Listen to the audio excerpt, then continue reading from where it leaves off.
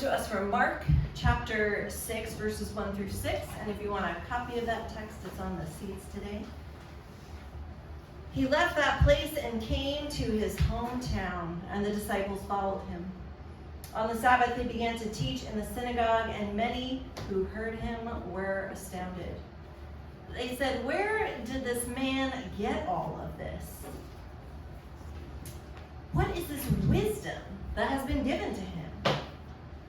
What deeds of power are being done by his hands?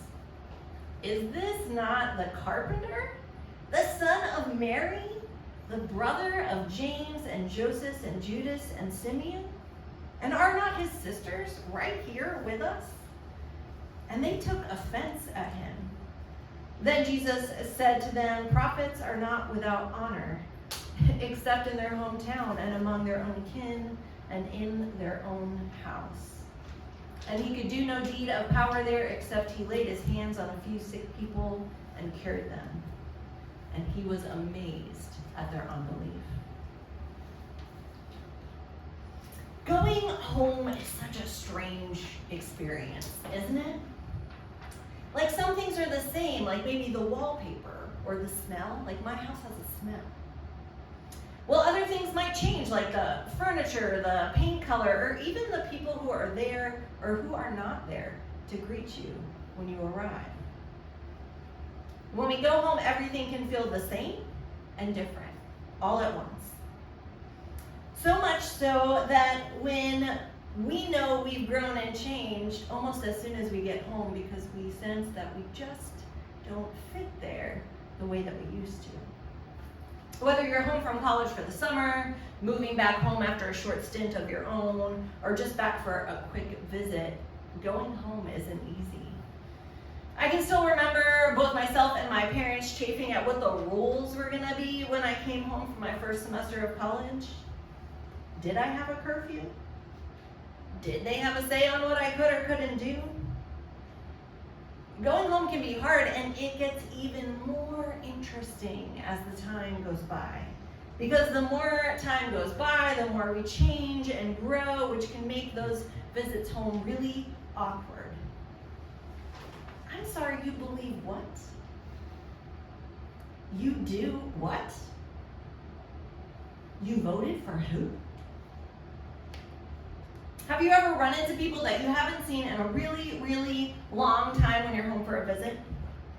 Sometimes even decades may have passed since the last time you saw that person. And because of that, to them, you're kind of this specimen that's been frozen in time. The person you run into assumes that you are older and yet the same.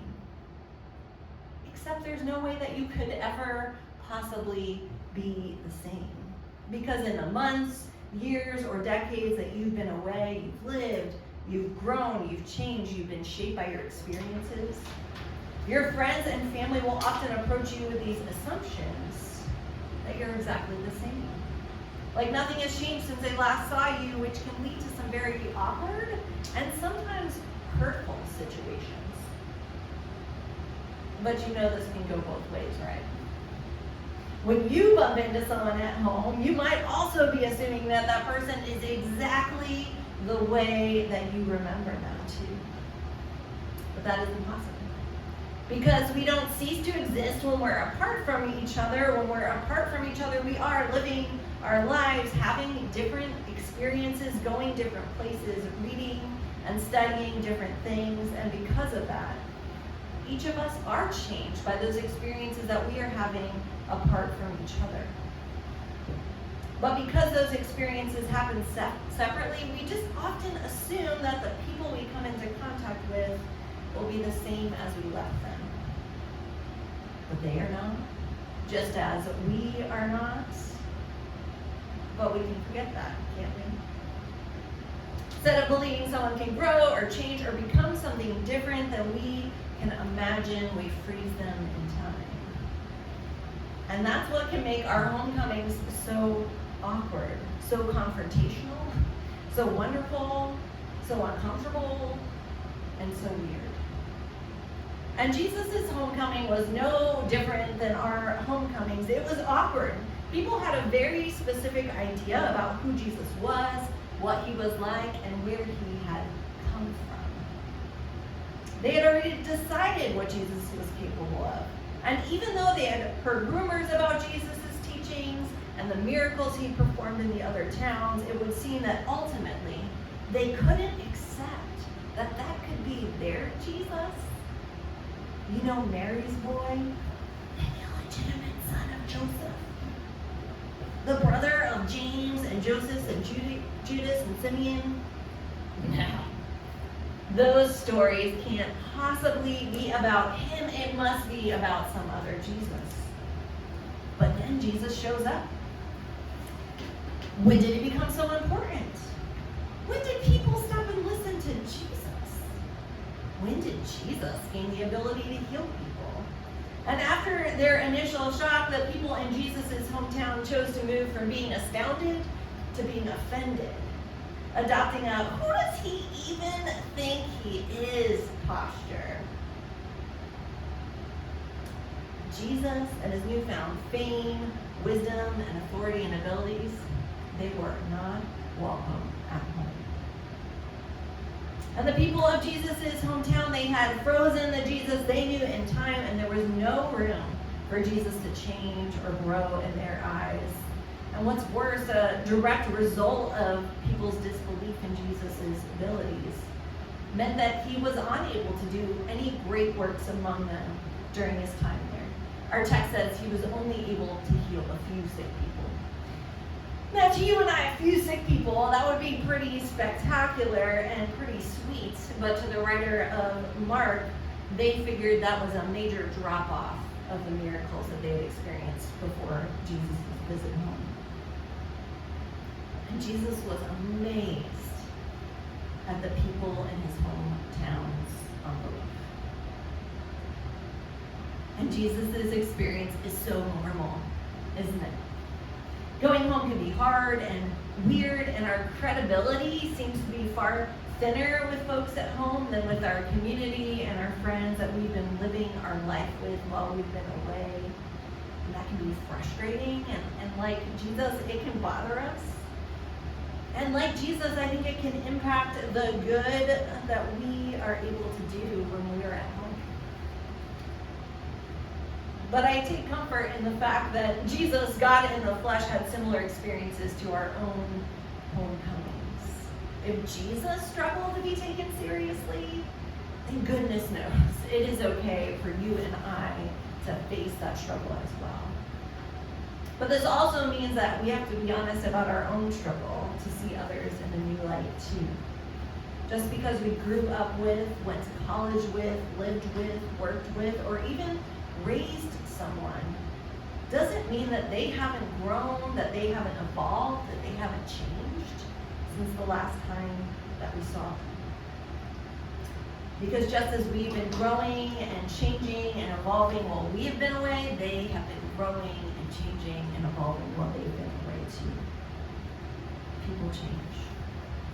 Which means it's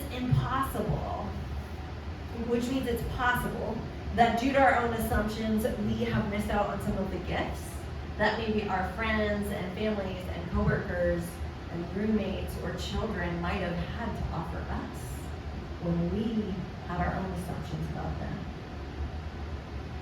What if when we leave people frozen in time, we're actually limiting God's ability to do good, beautiful, and healing things in our lives and in our relationships through them? In this story in Mark, a whole community missed out on Jesus' ministry and what Jesus had to offer them because of the lack of belief. A whole community. Which makes me wonder about the possible ripple effects that one person's life can have if we are able to put aside our preconceived assumptions about someone and receive the gifts that that person might have to bring to our lives and to our community and to our world around us. No one stays exactly the same. No one stays frozen in time. We aren't even where we were a minute ago. Time has passed. So what might it look like for us to approach each other with curiosity instead of certainty about who someone is or what they have to offer? The people in Jesus' hometown had frozen in time, and because of that, they missed out on what God was doing right in front of them. And I don't know about you, but I really don't want to miss out on anything that God might be getting up to in my own life, in our community, or our world. So as we continue to move forward as a community, may each of us remember that God is continually at work in the lives of the people that we bump into, no matter how much time has passed. Amen.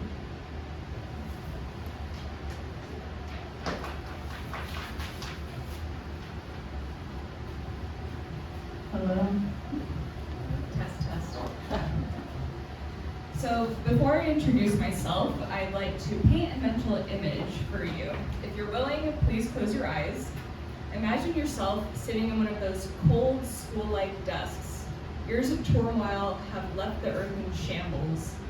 You're the last hope for mankind. Time is ticking. You're frantically solving an equation. 10 seconds left. Beads of sweat decorate your nose. Your jaw is clenched. You can't remember the last time you blinked. 3 seconds left. Any distraction could be catastrophic. Then suddenly, the clock hits 0. You did it. The crowd roars. You're paraded throughout the hallways. People are throwing confetti, crying with joy. Someone asks you to sign their baby's forehead. You're like a superstar. You're filled with joy and can't help but smile because you just accomplished the impossible. You basically just saved Earth. It can't get any better than this. Then suddenly, you're forcefully pulled back into reality. You're in high school. You didn't save mankind. You were just daydreaming in math class. You look up, and there's your teacher, waiting to hand you your graded math test. And you think to yourself, maybe I did save mankind. As you look at your grade before you can even process the score, your math teacher says, I don't think math is your thing. Now, please open your eyes. My name is Oriana, and I hate math. This dramatization may or may not be based off of true events, but what I can tell you is math was definitely not my thing in high school. Looking back on it, I wouldn't be surprised if it was an inside joke between all the math teachers at school. At the time, I was taking college algebra and was concerningly bad at math. It was my senior year, and I got this sudden urge of motivation because at the speed I was going, I wasn't going to pass the only class I needed to graduate. I stayed after school every day to study, and I just wasn't getting it, until something clicked. After my next math test, I was crippled with anxiety. As I was waiting for my teacher to pass me back my test, I knew there were only 2 options. 1, making my family proud for generations to come, or 2, getting sent to the chokey, and that's a Matilda reference. I finally got my test back, and I look at the top in the right corner, and in red ink, I see 100%. When I tell you, this was my first time ever getting an A on a math test in my life, and it was a 100%. I didn't believe it. I mean, I wasn't going to question it because I needed to graduate, but needless to say, I was in shock. My math teacher tells me, good job, and I swear like a movie, all my old math teachers were in the hallway. And I say, I got 100%. Their faces looked genuinely shocked, but they all cheered and gave me high fives.